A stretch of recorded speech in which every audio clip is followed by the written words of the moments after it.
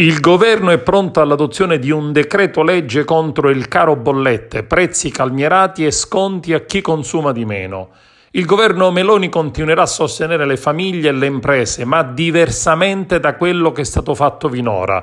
Il metodo si baserà su tariffe calmierate fino ad un certo livello di prezzo del gas, oltre il quale spetterà all'esecutivo intervenire per coprire la differenza in modo che non pesi sui bilanci dei cittadini e delle aziende. Lo ha dichiarato il ministro dell'economia Giancarlo Giorgetti.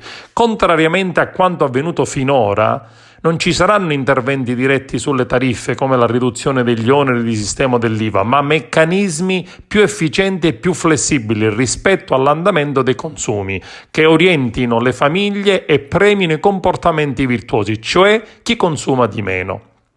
Il costo della bolletta dunque sarà diviso in due.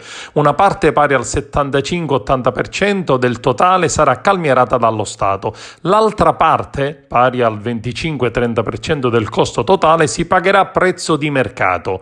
La misura sarà già pronta entro la fine di marzo e con ogni probabilità sarà un decreto legge a sancire il passaggio al nuovo schema.